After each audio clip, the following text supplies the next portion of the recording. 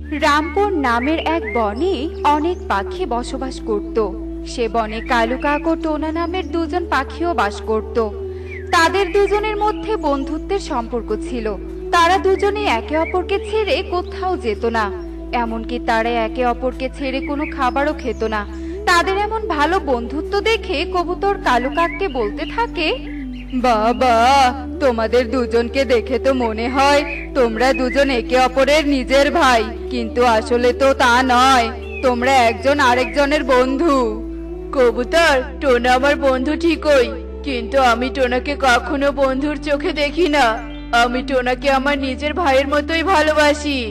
কালু দাদা, তুমি যাই বলো না কেন, বন্ধু বন্ধুই হয়, বন্ধু কখনো ভাই হয় না। আর আজ তুমি হয়তো টোনাকে নিজের ভাইয়ের মতো ভালোবাসো, কালো কি একই ভাবে ভালোবাসতে পারবে? পারবে না। মুখে ওসব কথা সবাই বলতে পারে। যাই হোক, আমার এখানে দাঁড়িয়ে থাকলে চলবে না, আমার আবার অনেক কাজ আছে। এ কথা বলে কবুতর সেখান থেকে চলে যায়। আর কালু কাক একা একা ভাবতে থাকে। তখনই সেখানে টোনা চলে আসে। আরে বন্ধু, তোমাকে এত চিন্তিত দেখাচ্ছে কেন? কি নিয়ে তুমি এত চিন্তা করছো? আমাকে বলো। কিছু না বন্ধু, আমি তো তোমার কথাই ভাবছিলাম।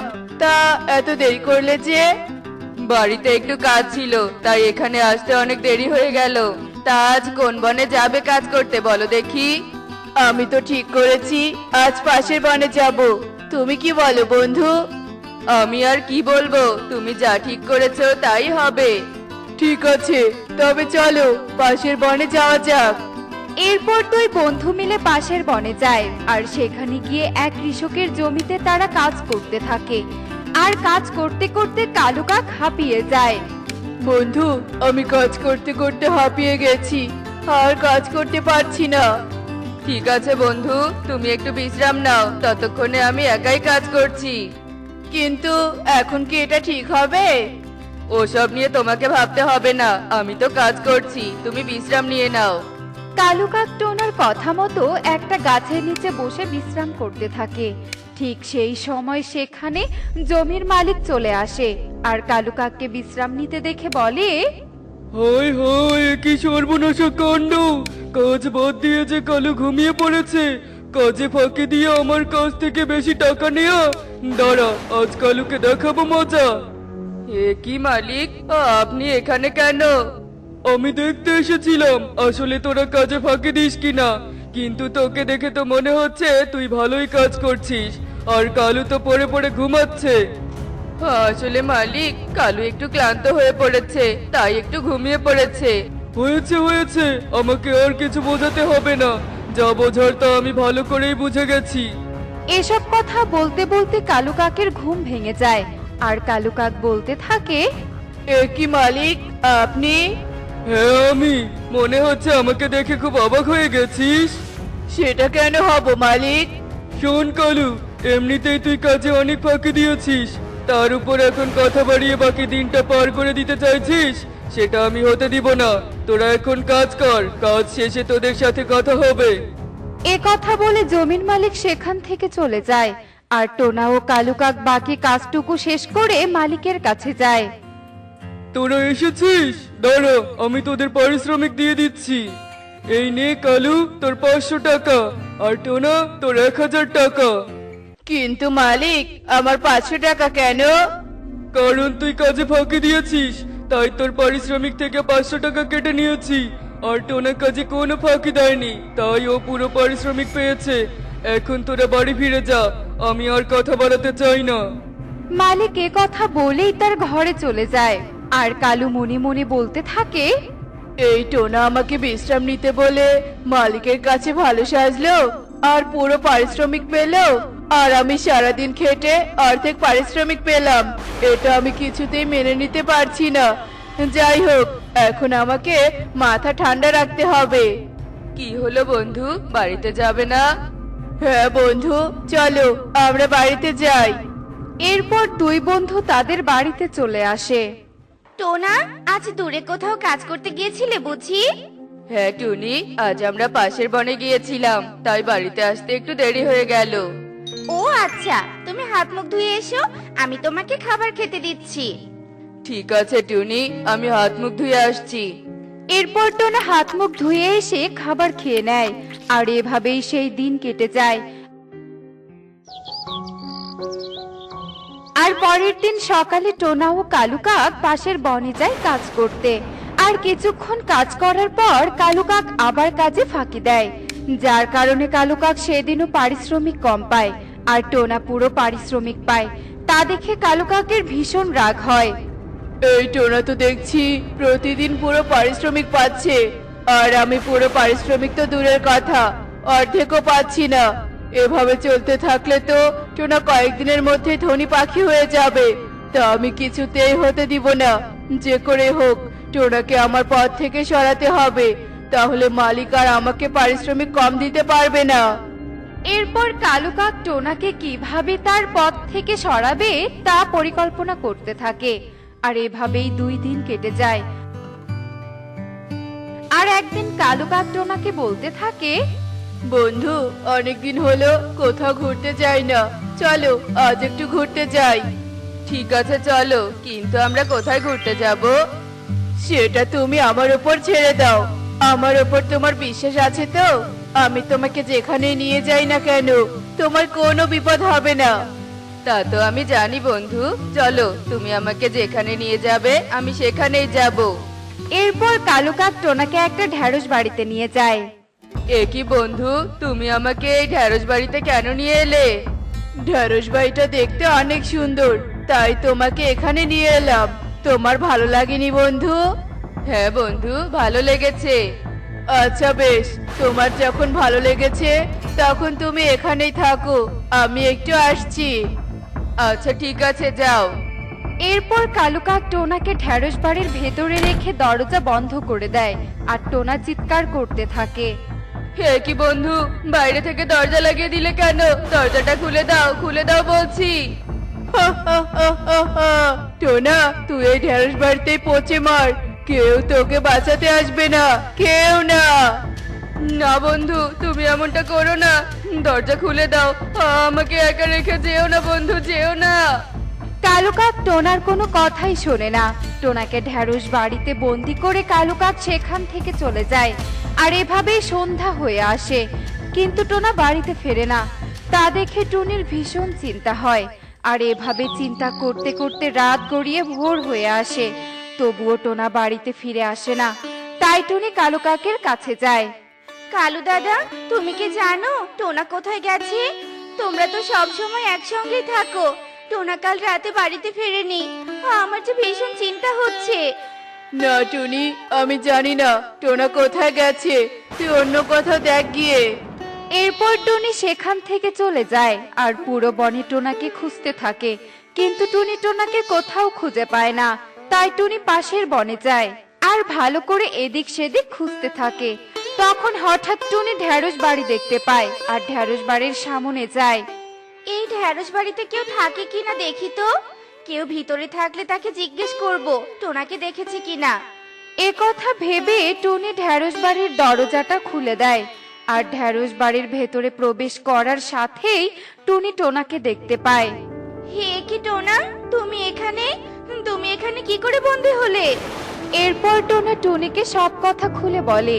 আর সব শুনে টুনি বলতে থাকে, এজন্যই তোমাকে সাবধান করেছিলাম কালু দাদার সাথে না মিশতে, কিন্তু তুমি তো আমার কোনো কথাই শোনোনি। দেখলে তো অন্ধবিশ্বাসের ফল কি হয়। হ্যাঁ টুনি, বুঝেছি, আর কখনো এমন ভুল করব না। এরপর টুনি টোনাকে বাড়িতে নিয়ে যায় আর টোনা কালু কাকের সঙ্গ ত্যাগ করে আর সুখে শান্তিতে দিন কাটাতে থাকে। দেখলে তো বন্ধুরা, নিজের স্বার্থের জন্য একজন বন্ধু আরেকজন বন্ধুকে বিপদে ফেলতে দুবার ভাবে না। আমাদের এমন বন্ধুর সঙ্গ ত্যাগ করা উচিত। এমনই সব মজার মজার শিক্ষণীয় টুনি পাখির গল্প দেখতে আমাদের পাশেই থেকো। আর গল্পগুলো কেমন হচ্ছে তা কমেন্টে জানাতে ভুলো না কিন্তু। Bye bye. শালবনের দক্ষিণে এক বটগাছের ওপর বাসা বেঁধে থাকতো এক টুনি পাখি। টুনি তার দুই ছানা রকি ও টুকিকে নিয়ে সেখানে বসবাস করত। টোনা কাজের জন্য শহরে থাকতো বলে টুনিকেই পুরো সংসারের দায়িত্ব সামলাতে হতো। চার চার বলছি পুতুল, এটা আমি নিব। দে দে বলছি। বললেই হলো, এটা আমার পুতুল। আমি এই পুতুলটাকে কিছুতেই নিতে দিব না। চার চার বলছি। মা মা ও মা। নিশ্চয়ই আবার দুই ভাই বোন কিছু নিয়ে ঝগড়া করছে। এদের নিয়ে আর পারি না বাপু। এই থাম থাম বলছি, তোরা দুজন কি শুরু করলি? হ্যাঁ, তোরা কি আমাকে একটু শান্তিও দিবি না নাকি? মা তুমি রাখি দাদাকে বলো আমার পুতুলটা ছেড়ে দিতে। না আমি ছাড়বো না, এই পুতুলটা আমি নিব। এই পুতুল তোরা কেউ পাবি না। টুকি, তুই আমার সাথে রান্নাঘরে চল। আর রকি, তুই তো টিয়ে মাসির বাড়ি থেকে দুধ নিয়ে আয়। সারাক্ষণ শুধু দুই ভাই বোন ঝগড়া করে, এদের মাঝে কোনো মিল নেই। কিরে টুকি, চল। এরপর টুনি টুকিকে নিয়ে ঘরে যায় আর রকি রাগ করে টিয়ের বাড়ির উদ্দেশ্যে চলে যায়। টুকি রান্নাঘরে একা একা কেক বানাচ্ছিল। আজ আমি নতুন ডিজাইনে কেক বানাবো। কি করা যায় কি করা যায়? হ্যাঁ, আমি কেকের ঘর বানাবো। এরপর টুকি অনেক পরিশ্রম করে একটি দোতলা কেকের ঘর তৈরি করে। আরে বাহ, আমি তো অনেক সুন্দর কেকের ঘর তৈরি করেছি। কি সুন্দর দেখতে হয়েছে। আরে টুকি, এটা তো একটা কেকের ঘর। এটা কে বানিয়েছে? কে আবার বানিয়েছে?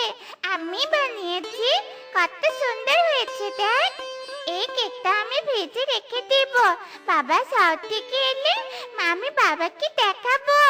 এত সুন্দর কেকটা তুই না খেয়ে ফ্রিজে রেখে দিবি, তা তো আমি হতে দিব না। এই কেকের ঘরটা দেখে খুব লোভনীয় লাগছে, তাই আমি এই কেকের ঘরটা খেয়ে ফেলবো। এই বলে রকি টুকির হাত থেকে কেকের ঘরটা কেড়ে নেয় আর তা খেতে শুরু করে। রকি নিমিষের মধ্যেই কেকের ঘরটা খেয়ে ফেলে। কেকের ঘরটা তো খুব মজা ছিল টুকি। তুই আমি এত কষ্ট করে বানানো কেকের ঘরটা খেয়ে ফেললি। আমি কত কষ্ট করে ঘরটা বানিয়েছিলাম, দেখো মজা। এই নাকা কান্না বন্ধ করতো, খাওয়ার জিনিস খাবো না তো কি করবো? মা মা।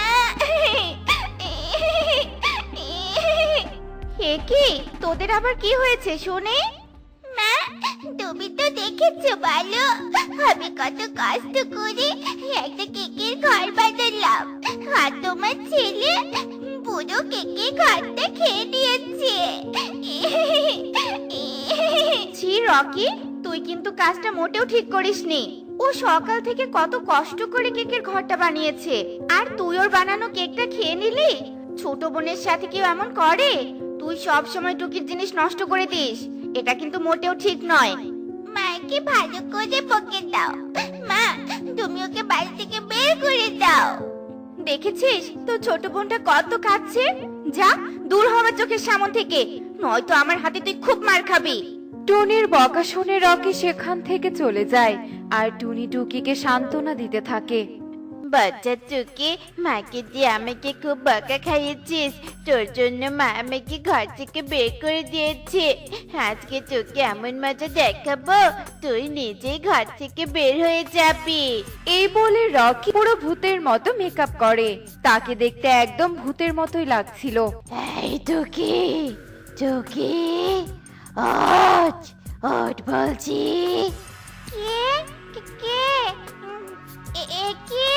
কে কে কে তুমি?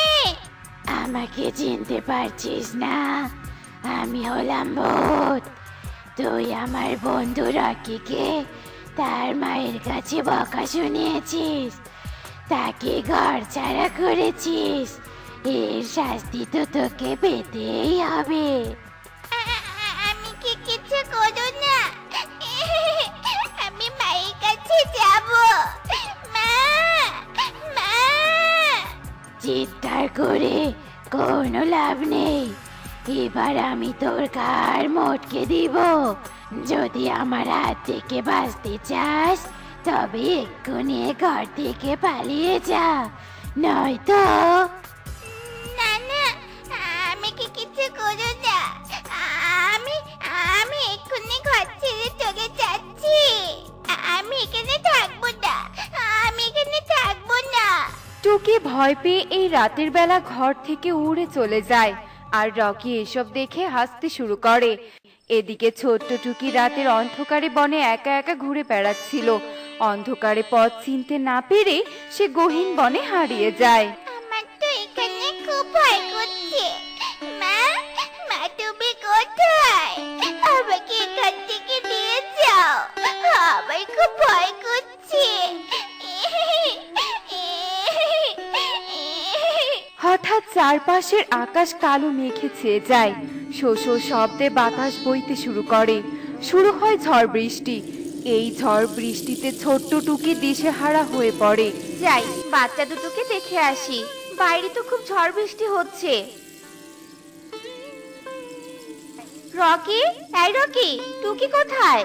দেখো, ভয় পেয়ে হয়তো তোমার ঘরে লুকিয়ে আছে, নয়তো গাছের নিচে দেখো। আমার ঘরে টুকি নেই, তাছাড়া বাইরে ঝড় বৃষ্টি হচ্ছে, ও বাইরে থাকবে কি করে? কি, বাইরে ঝড় বৃষ্টি হচ্ছে? তবে কি ঝড় বৃষ্টির মধ্যে টুকি বাহিরে? এটা আমি কি করে ফেললাম? নাকি কিছুই বলা যাবে না। কি রে, চুপ করে আছিস কেন? টুকি কোথায়? টুকি কোথায় তা আমি কি করে জানি? আমি জানি না। তোমার মেয়ে কোথায় গেছে আমি জানি না। না না, এভাবে ঘরে বসে থাকলে চলবে না, আমাকে এক্ষুনি টুকিকে খুঁজে বের করতে হবে। এরপর টুনি এই ঝড় বৃষ্টির রাতে ছাতা নিয়ে টুকিকে খুঁজতে বেরিয়ে পড়ে। উহ, ইস, কি ঠান্ডা! খুব শীত করছে। মা, মা তুমি কোথায়? মা তুমি কোথায়? আমার খুব ভয় করছে, আমার খুব শীত করছে। এই ঝড় বৃষ্টিতে তো একদম সামনের দিকে যেতেই পারছি না। সামনের ওই বটগাছটার নিচে গিয়ে দাঁড়াই, মনে হয় আজ কোনো শিকার পাবো না। আরে আরে, ওটা তো একটা টুনির ছানা। শিকারের নাম মুখে নিতে না নিতেই শিকার হাজির। আরে এই ছানা, তুমি তো ঠান্ডায় কাঁপছো, নিচে নেমে এসো। একে, এটা তো একটা শিয়াল। মা তো সবসময় বলতো হিংস্র পশুর থেকে দূরে থাকতে, তাদের কথা বিশ্বাস না করতে। এবার কি করবো আমি? আমি তোমার সাথে কথা বলতে চাই না শিয়াল, আর আমিও নিচে নামবো না। আরে বোকা পাখি, আমাকে দেখে ভয় পেও না। আমি হলাম শিয়াল পণ্ডিত। পাশের বনে আমার একটা পাঠশালা রয়েছে, সেখানে তোমার মতো অনেক পাখির ছানা পড়াশোনা করে। তুমি নিচে নেমে এসো, তোমাকে দেখে তো অসুস্থ মনে হচ্ছে। আমি তোমাকে শীত কামানোর জন্য কম্বল দিব আর খাবারও দিব। আমাকে তুমি বিশ্বাস করতে পারো। এরপর টুকি শিয়ালকে বিশ্বাস করে নিচে নেমে আসে। তুমি অনেক ক্লান্ত, তুমি আমার পিঠে উঠে বসো। সামনেই আমার গুহা, আমি এক্ষুনি তোমাকে আমার গুহায় নিয়ে যাব। এরপর শিয়াল টুকিকে নিয়ে তার গুহায় যায় আর টুকিকে একটা খাঁচায় বন্দি করে রাখে। তুমি আমার সাথে চালনা করেছো। এজন্যই বলে হিংস্র পশুদের কথা কখনো বিশ্বাস করতে নেই। এবার আমি তোকে রোস্ট করে খাবো। আমার ছোট্ট বোনটা কোথায় গেল? এসব কিছু আমার জন্য হয়েছে। মা ঠিকই বলে অতিরিক্ত কোনো কিছুই ভালো নয়। আমি বোনকে খুঁজে বের করব। এই বলে রকি ও টুকিকে খুঁজতে বের হয়। বৃষ্টি তো কমেছে, কিন্তু মেয়েটাকে তো কোথাও পেলাম না। আরে টুনি, এই ঝড় বৃষ্টির রাতে তুমি আমার মেয়ে টুকিকে দেখেছো? ও তো ঘরে নেই। পারুলের সাথে কি ও এখানে এসেছে? না, টুকি তো এখানে আসেনি। এ কথা শুনে টুনি সেখান থেকে চলে যায়। একে রকি, তুই ঘর থেকে বাইরে এসেছিস কেন? একে টুকিকে খুঁজে পাচ্ছি না, আর তুই ঘর থেকে বের হয়ে এলি। আমাকে তুমি ক্ষমা করে দাও মা, সব কিছু আমার জন্য হয়েছে। আমার জন্য টুকি আজ ঘরে নেই। এরপর রকি তার মাকে সমস্ত ঘটনা খুলে বলে। সব শুনে টুনি ভীষণ রেগে যায়। এটা তুই কি করেছিস? ভাই বোনের দুষ্টু মিষ্টি সম্পর্ক, এই সম্পর্কে ঝগড়াঝাটি দুষ্টুমি হবে, কিন্তু তুই যে দুষ্টুমিটা করেছিস তা কোনো ছোটখাটো দুষ্টুমি নয়। তুই যা করেছিস তা অতিরিক্ত বাড়াবাড়ি করেছিস। আজ তোর জন্য আমার মেয়েটা ঘর ছাড়া হয়েছে। তোমরা এখানে দাঁড়িয়ে দাঁড়িয়ে কাঁদছো? ওদিকে শিয়াল টুকিকে তার গুহায় নিয়ে গেছে, আমি আড়াল থেকে সবটা দেখেছি। রকি, দেরি করলে চলবে না, তুই বনের সব পাখিকে নিয়ে গুহায় আয়, আমি গুহায় যাচ্ছি। এদিকে শিয়াল যেই না টুকিকে গরম তেলে ভাজতে যাবে, তখনই সেখানে টুনি চলে আসে আর রকিও বনের সব পাখিদের নিয়ে হাজির হয়। সব পাখির হাতে লাঠি দেখে শিয়াল ভীষণ ভয় পেয়ে যায়। কি সবার হাতে লাঠি? শিয়াল, এক্ষুনি এখান থেকে পালা, নয়তো পাখির লাঠির আঘাতে তক্তা হতে হবে তোকে। এই বলে সুযোগ বুঝে শিয়াল সেখান থেকে পালিয়ে যায় আর টুকি প্রাণে রক্ষা পায়। আমাকে তুই ক্ষমা করে দে টুকি, আমি তোকে বুঝিয়ে যে ভয় দেখিয়েছি। আমি আমার ভুল বুঝতে পেরেছি বোন, আমি আর কখনো তোর সাথে এমন দুষ্টুমি করব না। এবারের মতো তোকে ক্ষমা করে দিলাম, চলো মা বাড়িতে চলো। দেখলে তো বন্ধুরা, অতিরিক্ত দুষ্টুমি করলে কি হয়, তাই কোনো কিছুই অতিরিক্ত বাড়াবাড়ি ঠিক নয়। এমনই সব মজার মজার শিক্ষণীয় টুনি পাখির গল্প দেখতে আমাদের সাথেই থেকো, আর গল্পগুলো কেমন হচ্ছে তা কমেন্টে জানাতে ভুলো না কিন্তু। Bye bye.